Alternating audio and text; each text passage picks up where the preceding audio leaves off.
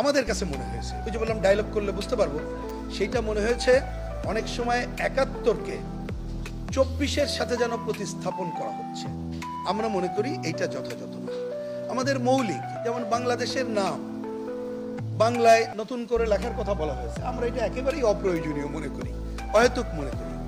আমাদের মুক্তিযুদ্ধের মধ্য দিয়ে অর্জিত সংবিধানে অনেক অসম্পূর্ণতা আছে, এই অসম্পূর্ণতা দূর করতে হবে, সংস্কার করতে হবে।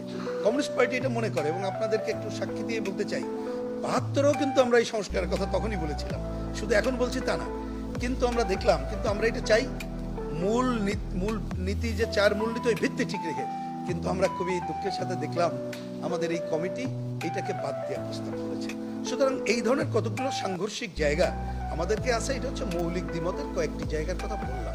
তারপরে যেমন ধরেন বোঝার জন্যে যে ওনারা শুধুমাত্র হ্যাঁ না প্রশ্ন উত্তর না, যেটা ওনারা বাস্তবায়নের জন্য বলছেন এটা গণপরিষদ করবে কি করবে না।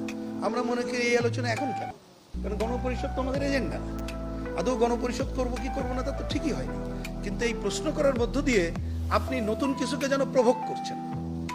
আপনি একটা এইখানে সাংবিধানিক কমিটি এবং অনেক কিছু করার কথা বলছেন, সেটা আমরা একটু নির্বাচিত পার্লামেন্টই হচ্ছে কি বলবো, যে তারাই তো একটা ক্ষমতার উৎস, জনগণ ক্ষমতার উৎস, তার প্রতিনিধি তারা। তার বাইরে কোনো সুপ্রা টিম করার কথা আছে কিনা, যেটা আমরা দেখলাম। এটা আলাপ আলোচনা করলে আমরা জিনিসটা ভালোভাবে বুঝতে পারবো, কিন্তু এই জিনিসগুলো আমরা সাংঘর্ষিক মনে করছি। কিন্তু আবার বোঝার জন্য বলি, ধরুন বাংলাদেশের নির্বাচন, ভালো নির্বাচন করতে গেলে অবশ্যই একটা নির্বাচনকালীন সরকার দরকার। আমাদের সংবিধানে সব জাতিগোষ্ঠীর স্বীকৃতি নাই, সেটা দরকার। এই ধরনের অনেকগুলো পজিটিভ জায়গা আছে, টাকার খেলা মুক্ত করতে হবে, এই ধরনের কতগুলো পজিটিভ জায়গা আছে, তার সাথে আমরা একমত হব। আর এই যে মৌলিক পার্থক্য 2-1টা আমি আপনাদের সামনে তুলে